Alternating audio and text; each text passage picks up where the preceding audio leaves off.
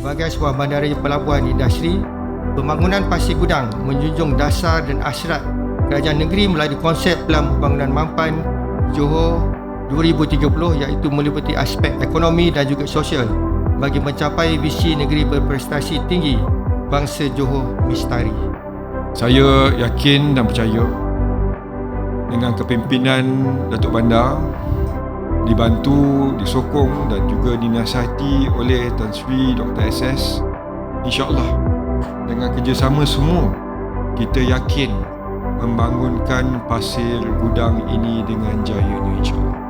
Dengan lafaz Bismillahirrahmanirrahim, saya dengan sukacitanya merasmikan program publicity dan penyertaan awam draft rancangan tempatan Pasir Gudang 2030 ini dengan jayanya.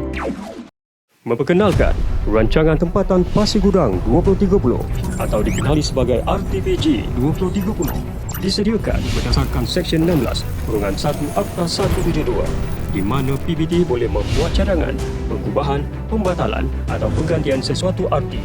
Kajian RTPG 2030 telah dijalankan selama 12 bulan bermula Januari 2021 sehingga Disember 2021 yang melibatkan 5 peringkat kajian, iaitu 1. Peringkat kajian awalan dan pendekatan kajian melalui sesi libat urus dan publisiti awal. 2. Peringkat analisis dan strategi pembangunan yang melibatkan sesi libat urus bersama agensi teknikal, pihak berkepentingan serta lawatan kapal. 3. Peringkat pembentukan cadangan pembangunan yang melibatkan usaha sama MBPG dalam rangka hala tuju serta input-input teknikal dari agensi berkaitan. 4.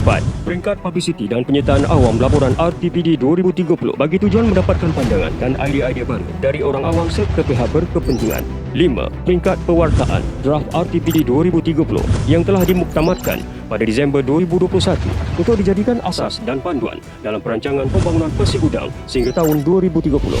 Kini MBPG mengorak langkah memantapkan peranan sebagai bandara yang dinamik berasaskan industri dan pelabuhan dengan menyediakan rancangan tempatan Pasir Gudang 2030 berdasarkan 4 rasional utama, menggantikan rancangan tempatan sedia ada, menaik taraf status perbandaran Pasir Gudang sebagai sebuah bandaraya, melengkapkan pembentukan Greater Johor Bahru, mengubah dasar dan strategi pembangunan di peringkat nasional dan negeri dengan kepadatan penduduk yang masih rendah dan kedapatan sumber tanah.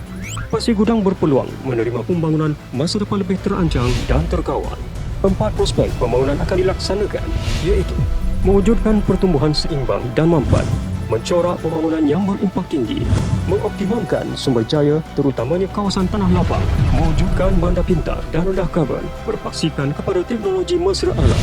Berdasarkan kepada cabaran dan prospek pembangunan, hala tuju pembangunan rancangan tempatan Pasir Gudang akan berpandukan kepada 5 tonggak, iaitu kemampanan perancangan, pemerkasaan ekonomi, kesejahteraan sosial, pengukuhan sumber daya, pemantapan urus tadbir. Kelima-lima tonggak ini merupakan nadi dari pembangunan Pasir Gudang.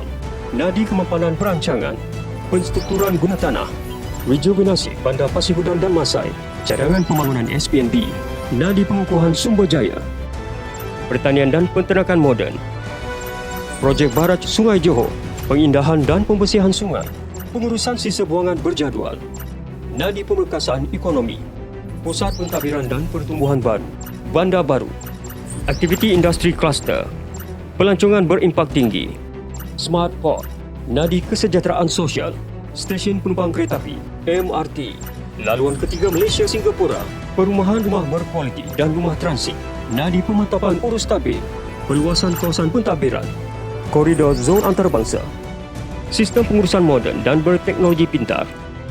Pemandu aras untuk visi MBPG boleh dirujuk kepada bandar Amsterdam dan Yokohama sebagai sebuah bandar industri dan pelabuhan yang unggul.